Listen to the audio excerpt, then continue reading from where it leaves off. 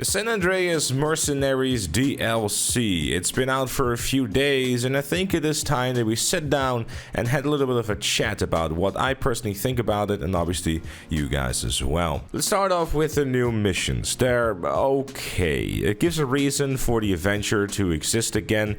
Obviously, if you don't have one, you would have to spend $3.5 million bucks, and either way, you're gonna have to spend $1.5 million to even be able to play the new missions. And especially after Los Santos Drug Wars, where they were so generous by giving you like a bunch of rewards totaling like $750,000, allowing you to buy the asset lab for free. This one with a $250,000 reward at the end and regular payouts for contact missions throughout the 6 missions, you kind of felt a bit robbed, and you kind of like wondered, was this all worth it? I'll leave that up to you for decide. The third mission arguably is the best one out of the bunch. I've heard a bunch of complaints about it. I've made a guide on it, so if you haven't seen it yet, then go check it out. It's actually a lot easier than it might seem.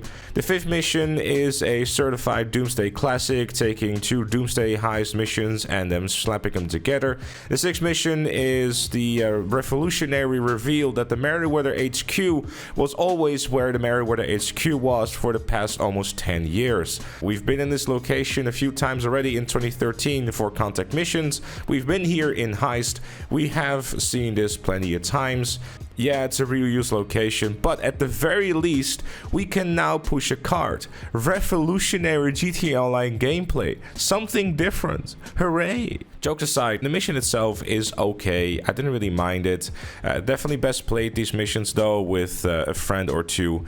This will make your life a whole lot easier and probably also a lot more fun. You can kind of tell these missions are meant to be played with 2 or more players rather than just by yourself, which is not entirely a bad thing. They're very doable solo still, but yeah, playing this with at least another friend will definitely make this experience a whole lot better. The nerfs to the cannons of the Hydra and the laser was much bigger than I actually thought. I'm happy to see Rockstar making some positive balancing changes to the game, especially after the nerfs that they've done to the Oppressor Mark II as well, aside from the ridiculous idea of like giving it a higher price, because that screams balance, I suppose.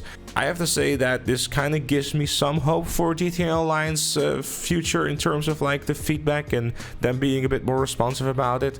Obviously, this is like, 9 years into the game's life cycle, so it's kind of like, too little too late.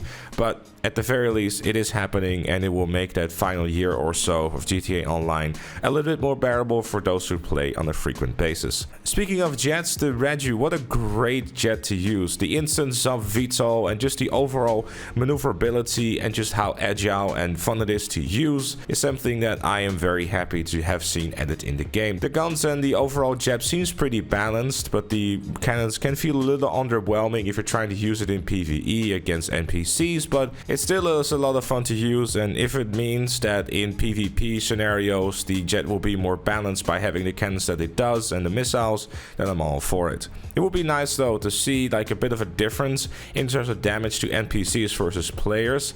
I know they already exist on guns, but it would just be nice like something like blast radius or just a variety of different things, so there could be more of a separation between the guns used against NPCs, so they're actually like, worthwhile to use versus like players, but that might be a bit more difficult than it might seem. I know that Destiny 2, for example, does it, but yeah, that's a whole complicated mess, so we'll just leave that. The new quality of life stuff is nice, but of course it's another case of should have been in the game already, like Morse Mutual and those garage tags. I would have liked to see a search bar in the garages instead, but I guess I'm happy with this compromise. At the very least, I'll be able to finally find my Toreador, because for some reason, after all these years, I still struggle to find it every single time, but now I can put a tag on it, say it's over here, instead of having to find it for like 5 minutes and still not finding it. The Hangar getting some love is also very welcome. The sourcing from Rooster as well as the new land missions are welcomed additions.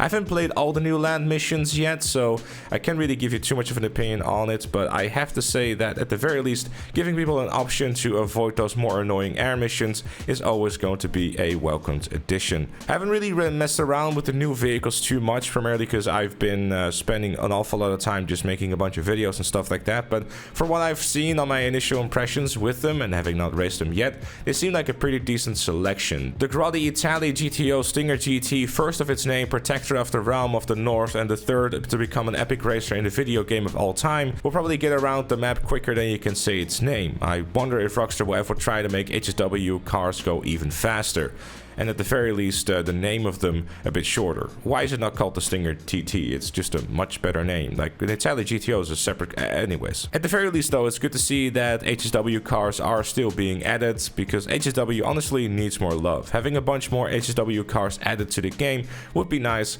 Hopefully in the next DLC they will continue to do so. The career challenges are arguably my favorite thing about the DLC, giving me a reason to really just get back into the game finally. Something to chase, something that I really needed. I've been feeling lately that there isn't really anything for me to chase anymore. I've been trying to just make some fun content, and that's the stuff on live streams, and Saturdays I just do playlists, and it's really the enjoyment I really get out of the game. But now I have a reason to go do elite challenges again in the original heist, or go for specific things, or start doing payphone missions, because there's a reward at the end of the tunnel. Now obviously, like with anything that I do nowadays, there's a content motivation behind it, but it gives me something to chase. And I even like look forward to playing the game again, which is something that I actually haven't had for a little while.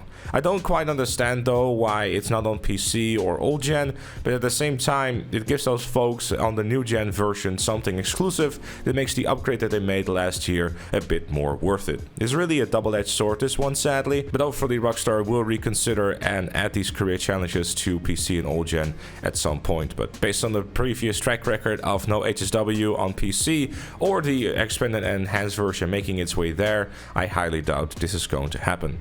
But for all the positive things that were added in the update, there is a very dark cloud looming over it. Ah yes, the removal of the 200 vehicles. I've touched on this before in a separate video, so I don't really want to go too deeply into it, but to give a quick summary, Rockstar removed nearly 200 vehicles, about 30% of the total vehicles that were in the game before the DLC. Some of them vehicles that are frequently used within the game, and yeah, it's just a whole mess. And honestly think that they really gotta think about this, because yeah, it just creates a whole heap of FOMO, and it kind of is the only reason why it exists. But the dark cloud kind of doesn't really stop there. There's also just a lack of drift feed that is still yet to come as well. There's like 6 new vehicles that are coming, 2 of which are the same. And in terms of new content that is coming up, there's really an awful lot. And it seems that the only time we're going to be getting new content is around the October time when Halloween rolls around. Now there's a lot of cool stuff coming up for that, and I'm really looking forward to it. I won't spoil it obviously, and if you want to see the unreleased cars already, check out the video I've done that already. But yeah, it kind of makes me afraid for the future a little bit of GTA Online, because summer DLCs notoriously have always been smaller, but not this small. And with the December DLC of Los Santos Drug Wars being really kind of small as well for a December DLC, it kind of makes me wonder how small the December DLC is going to be. I don't think at this point we're going to be having much impactful DLC coming to the game anymore, and it's kind of to be expected. And it kind of makes me signal that Rockstar really is full force on GTA 6. But I kind of feel that even though that is the case, I don't think they should leave GTA Online completely dead, but at the same time, it doesn't really matter what they do, because the game keeps selling as much as it is, and the game is all still doing better than ever. They are seeing in the data that even though they don't release all that much content, removing 200 vehicles is undoubtedly going to work for them, because it will make that those new players out there, or those casuals, think, oh hey, this is new and it might be removed, so I have to go and grab one. This is obviously the whole theory behind it, and it's probably going to work as well. So them changing that decision anytime soon, I don't see that happen, or at all. It kind of becomes head-scratching territory where you're just like, why is Rockstar just actively not putting more resources towards like giving GTA Online at least a little bit more, you know? But at the same time, it's a balancing act. Like, are you going to put more people towards your next big game, GTA 6, or are you going to give more resources to a game that's been out for nearly 10 years and everyone is kind of sick of playing anyways? I don't know. Those are just some of my thoughts. Obviously, I'd love to know what you think in the comments down below. Leave a like if you enjoyed, subscribe for more, and become a member like Chloe, GTA Plus, Left Lane Looney, and OnlyFans made me do it. Thank you again for watching, and I'll see you all later.